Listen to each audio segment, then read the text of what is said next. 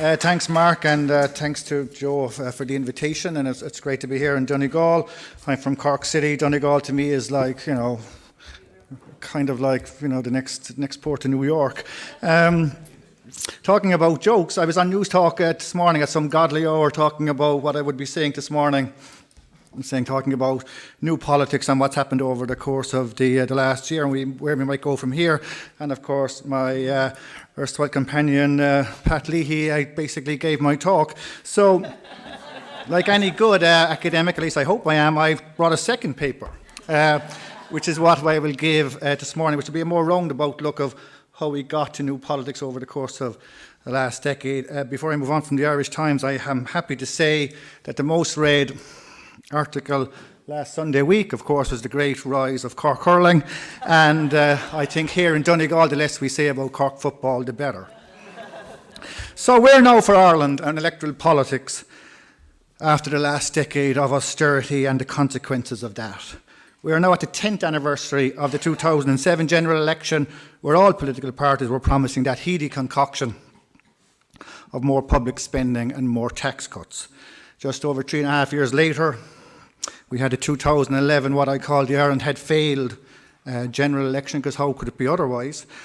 Sorry trail of self-destruction, produced in part by a sad record of mismanagement, led to a paralysis of leadership in the state, whereby at the beginning of 2011, the democratically elected government was barely functioning. That government eventually collapsed in what would be laughable circumstances if the consequences were not so serious. A boom-to-bust story, as we know, of economic policy making, characterised by recklessness in banking and regulation, was both implicitly and explicitly endorsed by the Irish people in a variety of elections and through a lax approach to the dangers of corrupt influence, epitomised in particular by a strengthening of the clientelist system, whereby voters expected their public representatives to get things done for them on an individual level. This worked in creating the conditions for a booming but essentially false economy. It worked in land rezoning, it worked in Europe, and on the European level, where Irish national politicians oftentimes blamed Europe for not being able to get things done on specific individual issues. However, once it failed, when the banks collapsed and the lax regulatory framework inevitably flopped, the electorate would take their brutal revenge on the peddlers of this clientelist system, Fianna Fáil. They went, however, seeking answers from an alternative peddling similar wares. Labour and Fine Gael, who remember just over a quarter of a century earlier, in 1987, had been turfed unceremoniously from office after the brutal recession of the 1980s.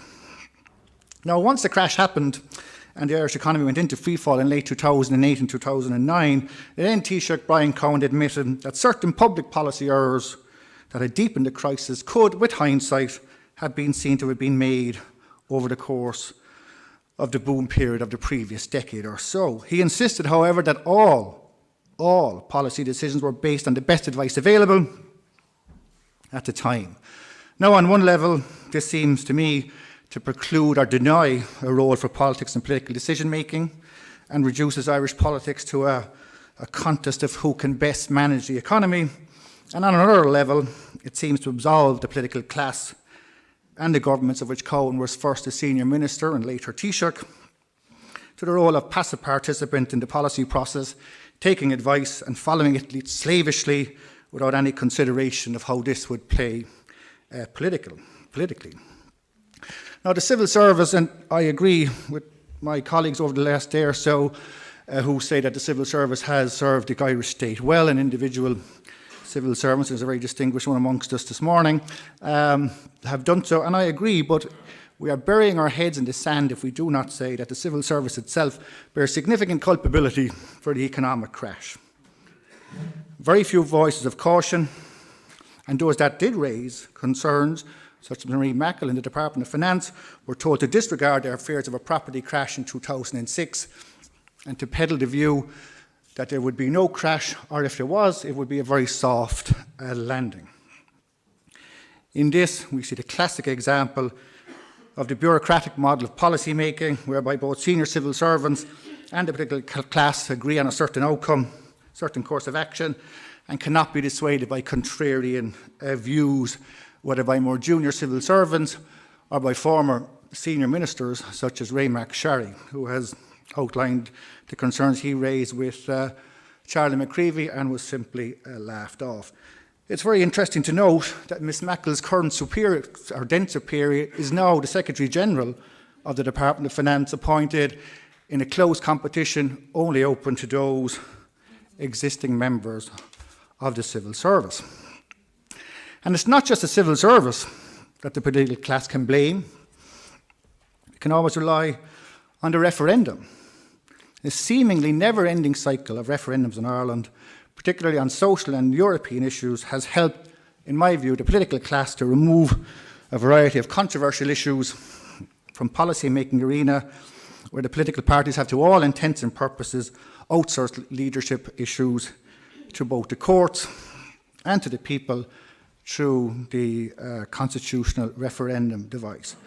We're obsessed, in my view, with the Constitution here and with reforming it. It shows no sign of abating. One of Fine Gael's more impressive first-time TDs, Josepha Madigan, has recently been busy trying to redraft or trying to reduce the constitutional waiting time for divorce from 4 years to 2. The bill has been drafted, it's at Justice Committee. If it's passed, it'll eventually go to referendum with all the paraphernalia.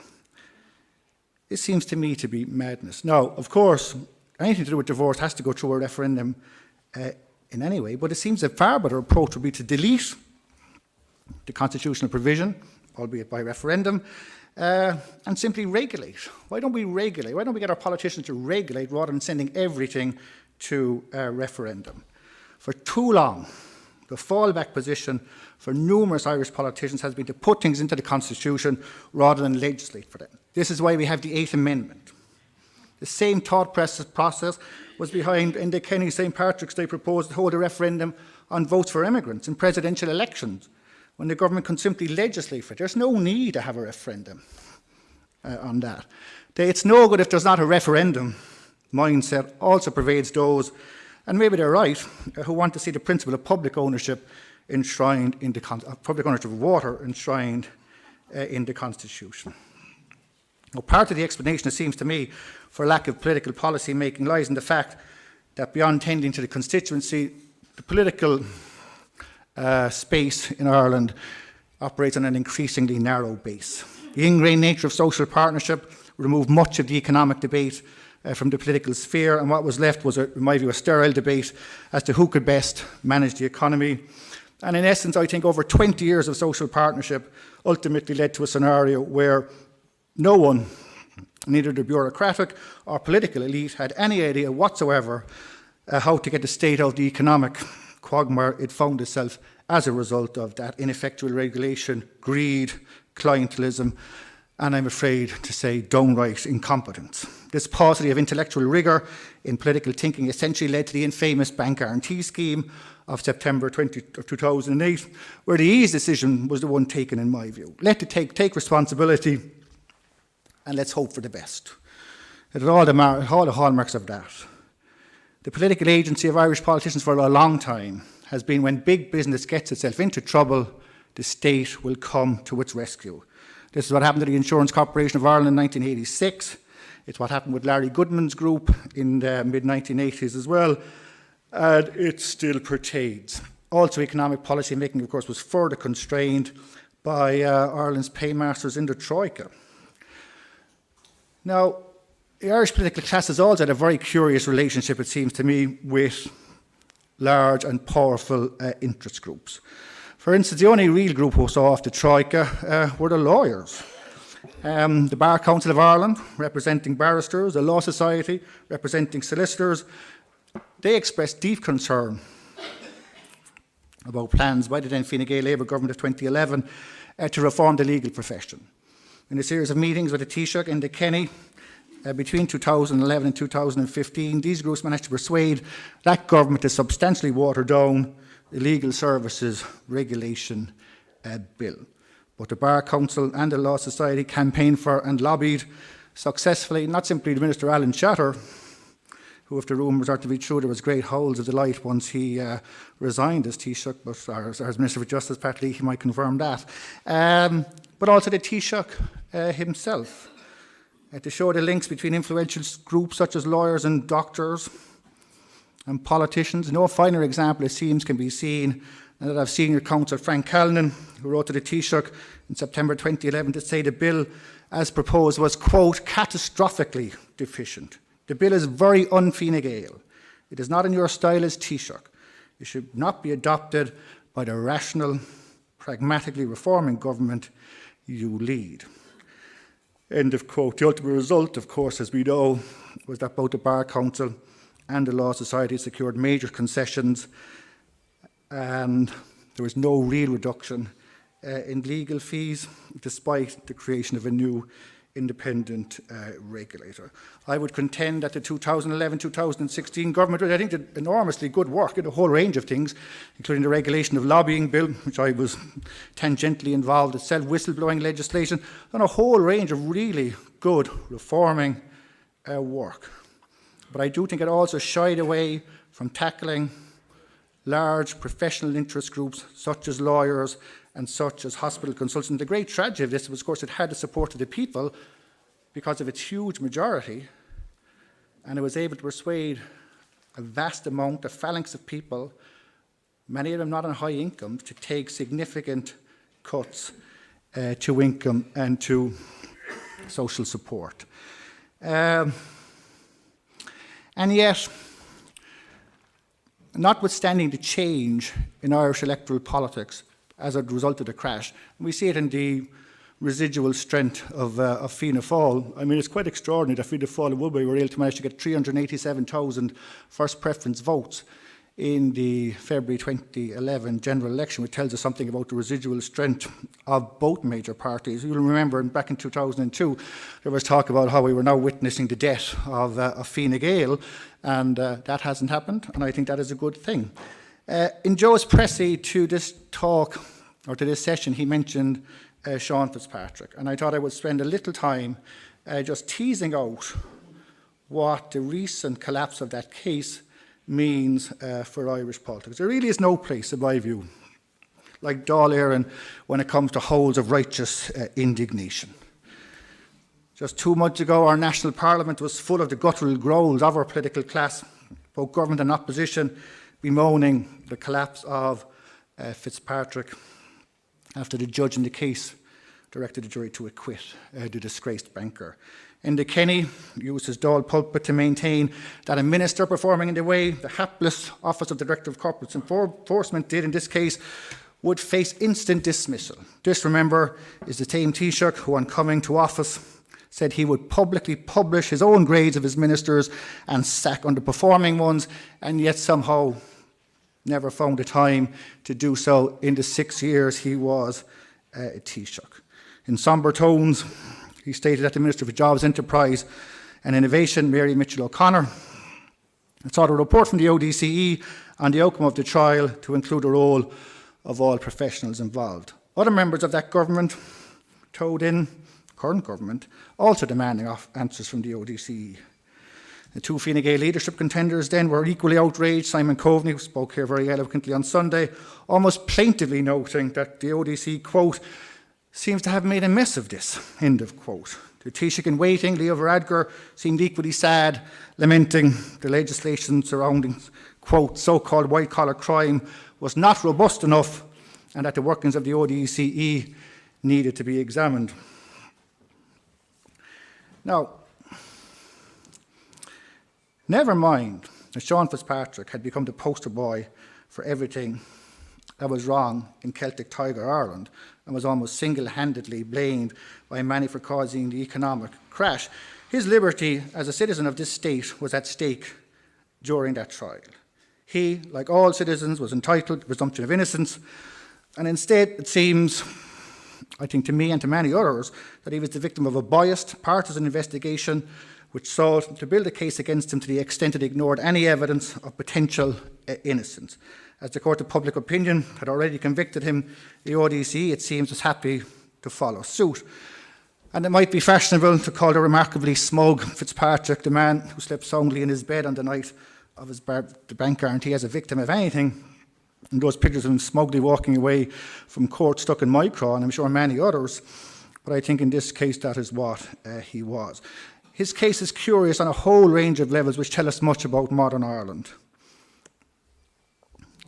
And one question that needs to be addressed by the ODC in its report is why the chief investigator in the case was appointed when he had no previous experience in relation to prosecuting indictable offences. After all, the Fitzpatrick case was clearly going to be the most high profile of the lamentably few white-collar trials that have been in Ireland over the course of the last number of years. In that context, one would have thought that the ODCE, the Gardaí, the DPP would have invested any amount of resources to ensuring they had a watertight case all along the route from investigation to trial. After that, our government would have made sure that they had those resources. This clearly seems not to be the case. A decade ago, to go back to where I started, Taoiseach Bertie Ahern, at the height of his prowess and on the verge of winning his third general election in a row, stated that the ODCE would have to wait in line like everyone else when his chief executive had the temerity to ask him for extra resources to allow it to do its business properly. For Ahern, then embroiled in the farrago of the Mahon Tribunal, the work of the ODC was not unimportant. It was simply a matter of his government prioritising at a time when resources were becoming scarce. This, in essence, sums up the attitude, it seems to me, of the political elite to white-collar crime. It's important, kind of, but not so important to do anything about resourcing it properly for those whose job it is to police and to investigate it. Go back a decade earlier, and we have a tremendous example of what the state can really do when it wants to be effective in terms of crime. The public outrage that rightly followed the tragic death of Veronica Gear in 1996 forced the state to act in relation to violent gangland crime, formation of the Criminal Assets Bureau, and a whole host of auxiliary legislation specifically targeting the John Gilligan crime gang proved enormously successful then. That same attitude, it seems to me, simply does not exist when it comes to white-collar crime and the private influence that has long riddled the public policy process as seen by evidence presented to the Mahon and Moriarty tribunals. The result, in my view, is a conspiracy of neglect when it comes to attitudes to white-collar crime. Politicians fulminating the Dáil about white-collar crime, they state, as both Brendan Howell and Mary Mitchell O'Connor did in the debate in May, that no one in the ODCE came to them for more resources since the Fine Gael Labour government came to power in 2011. This is the politics of reaction, the politics of neglect. The result is an insidious, if not willful, decision to under-resource any institution that may damage through robust action the very state institutions they are meant to police. What this state really needs is the politics of action. The shrug of the shoulder attitude that the political class has taken towards the whole banker class and those suspected of white-collar crime needs, in my view, to be ditched. Civic duty demands to be replaced by a state that puts its full resources into ensuring that all citizens of this country are treated equally when it comes to the investigation of criminality in all its forms. Otherwise, we will all be guilty of perpetuating the reality of the two Irelands, the mythical one that claims to represent all citizens and the real one that places a certain class on a pedestal from which it cannot seemingly be brought down. So, to conclude, what can be done now? In pondering this question, I am reminded of Don Fabrizio Corbera in Giuseppe de Lampedusa's novel of the 20th century, the great novel of the 20th century, The Leopard, who, on defending his decision to join Garibaldi's Red Shirts in Sicily, notes, "If we want things to stay as they are, things will have to change." It is clear that the current confidence and supply agreement between the minority Fine Gael and independent government and the Fianna Fáil opposition, despite what Pat Leahy says, it seems to be cannot hold very much longer. That in itself is probably a good thing, because as this government limps through office, it is clear it has no power. Neither does Fianna Fáil, for that matter. The result is a vacuum where little decisions are taken. The spectre of Brexit looms, as we've heard over the last 2 days. Establishing commissions of inquiry becomes the way of governing, and the number of super junior ministers, for instance, keeps increasing as a sort of consolation prize. That is no way to run a country. Our constitution states that the cabinet can have no more than 15 members, but over the last 2 decades, since the first super junior was appointed, it has become a mechanism to assuage the disappointed. There are now 3 super junior ministers and the chief whip. There are 4 extra people sitting at cabinet, although only 15 have a vote. Our Taoiseach, Leo Varadkar, really should answer the question of why there are so many people sitting at the table. Why is the aforementioned Mary Mitchell O'Connor still at the cabinet table? And this is not a go at her, but it's just she was dropped from cabinet, but still sits at the table. What exactly would be wrong with making her a Minister for State for Higher Education as she is? Being distraught at losing her cabinet position should not be a reason to keep her there as a super junior minister. Given there are, as I said, 4 of them, why is there none for Brexit? The most important issue facing the state. In fact, does any single area deserve a super junior ministry at all? So many questions, no answers. It seems to me that whether we want things to change and stay the same, or really change, will only be decided by a clear-the-air general election within the next 18 months. And in that election, the political class's relationship with its civil service, with powerful interest groups, and its attitude to all the citizens of this state should be interrogated more rigorously than ever before by we the voters. Irish democracy remains extraordinarily robust, resilient, but we should not take it for granted. If the centre, the radical centre, as Pascal Donoghue recently characterised it, if it is to hold, it needs to ensure that it treats all its citizens equally. The consequences of not doing so, I'm sure that's Pascal getting out about me. The consequences of not doing so is a lessening of moral authority that gives fringe groups the opportunity to peddle superficial wares that will leave the Irish state and its people much weaker, and that really needs to be resisted. Thanks very much.